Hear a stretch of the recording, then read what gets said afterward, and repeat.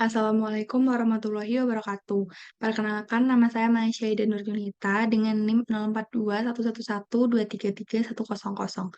Di sini saya membuat video ini dengan tujuan memenuhi tugas ujian tengah semester mata kuliah Manajemen Pengambilan Keputusan. Pada kesempatan kali ini, saya akan menjelaskan tentang bangkrutnya Kodak si raksasa fotografi. Pertama-tama, saya akan menjelaskan tentang latar belakang dari perusahaan Kodak ini sendiri. Jadi, Eastman Kodak Company merupakan perusahaan multinasional yang berbasis di Rochester, New York. Kodak didirikan oleh George Eastman dan juga Henry Strong. Kodak menghasilkan berbagai macam produk kamera, fotografi, pencetak, dan lain-lain. Pada tahun 1892, produk Kodak telah mencapai distribusi di luar Amerika Serikat, terutama di Prancis, Jerman, dan juga Italia, dengan kantor pusat di London dan sebuah pabrik di luar London. Dengan visi membawa fotografi ke lebih banyak orang dengan harga serendah mungkin, Kodak mengembangkan folding pocket kamera pada tahun 1898. Kemudian, Kodak mengeluarkan Kodak Color film, kamera, proyektor, dan menjualnya dengan harga yang terjangkau. Selama abad ke-20, Kodak memegang peranan yang dominan dan menjadi pioner dalam perkembangan fotografi film. Bahkan pada tahun 1976, Kodak menguasai 90% market di Amerika Serikat. Kodak memiliki beberapa permasalahan yang akhirnya menyebabkan Kodak mengalami kebangkrutan. Jadi, yang pertama, perusahaan Kodak kalah saing dengan perusahaan alat fotografi lainnya, seperti Canon dan juga Nikon. Perusahaan alat fotografi terus berinovasi, menciptakan kamera digital dengan fitur-fitur andalan yang terbaru. Banyaknya perusahaan menciptakan persaingan yang ketat antar perusahaan satu dengan yang lainnya. Kodak kalah saing terhadap perusahaan-perusahaan lain, dibuktikan dengan penurunan penjualan produk secara drastis dan terus-menerus. Yang kedua, munculnya barang substitusi dari kamera digital, yaitu handphone atau smartphone berfitur kamera dengan resolusi tinggi.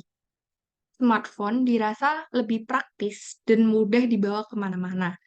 Smartphone juga dinilai lebih efisien dan efektif karena bukan hanya kamera, namun juga sebagai alat komunikasi. Maka dari itu, kehadiran smartphone berkamera menggeser kejayaan kamera analog. Yang ketiga, kesalahan manajemen strategi dari perusahaan Kodak. Kodak sebenarnya sudah menyadari adanya ancaman kamera digital. Terbukti dengan Kodak melakukan riset pasar dengan sangat detail mengenai ancaman fotografi digital setelah Sony merilis kamera digital. Namun, bukannya meningkatkan kualitas dan mematangkan teknologi, namun Kodak ini malah hanya mengembangkan teknologi digital demi memperbaiki kualitas kamera film ini. Jadi karena kesalahan manajemen strategi ini berimbas dengan kebangkrutan yang dialami dari perusahaan Kodak ini. Untuk menyelesaikan permasalahan-permasalahan tadi, saya menggunakan metode 4C dalam pengambilan keputusannya. Yang pertama, ada creativity.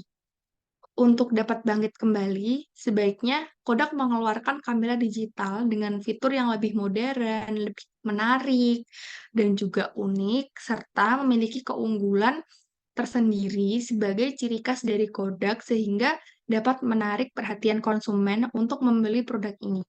Karena di era sekarang, banyak masyarakat yang senang untuk mengabadikan atau mendokumentasikan segala momen yang dialaminya. Hal ini merupakan sebuah peluang yang dapat dijadikan oleh Kodak untuk tumpuan untuk dia dapat bangkit lagi. Namun, Kodak harus tetap memperhatikan kualitas tiap produknya agar mendapat kepercayaan masyarakat terhadap produknya. Jadi, tidak hanya mengunggulkan fitur, namun Kodak ini seharusnya tetap mempertahankan kualitas. Yang kedua ada critical thinking. Kodak seharusnya mengevaluasi penyebab yang bisa menyebabkan kebangkrutannya, agar bisa dijadikan pembelajaran supaya tidak terjadi hal seperti itu lagi.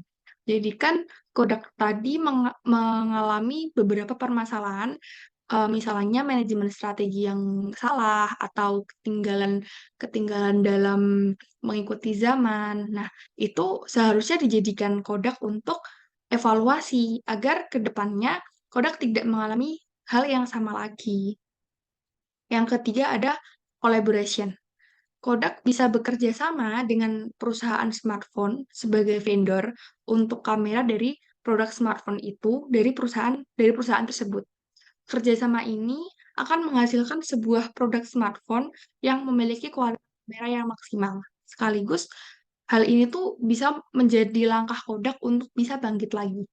Jadi di sini Kodak bisa menjadi vendor dari perusahaan smartphone ini agar eh, lebih maksimal dari kameranya. Jadi smartphone ini agar lebih maksimal karena vendornya adalah Kodak. Sedangkan Kodak sendiri ini adalah perusahaan kamera yang dari dulu itu sudah diakui kualitasnya itu bagus.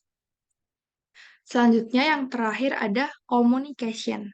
Ketika menciptakan produk baru, Kodak seharusnya memasarkan atau mempromosikan produknya dengan maksimal agar banyak diketahui masyarakat. Apalagi zaman sekarang sudah banyak masyarakat yang menggunakan media sosial. Jadi, promosi itu dapat lebih mudah dilakukan. Kesimpulan dari materi ini, Kodak mengalami kebangkrutan disebabkan oleh keterlambatan dalam merespon perkembangan teknologi, kesalahan manajemen strategi, dan kalah saing dengan kompetitornya. Di masa sekarang, masyarakat senang mendokumentasikan momen. Oleh karena itu, tidak menutup kemungkinan perusahaan Kodak ini bisa bangkit lagi apabila Kodak mau berusaha keras memperbaiki kesalahannya. Kodak sebaiknya belajar dari kesalahan dan melakukan tindakan yang tepat untuk memperbaiki kesalahan yang terjadi, serta melakukan antisipasi agar kejadian serupa tidak terjadi lagi di kemudian hari dengan menerapkan solusi yang telah diberikan.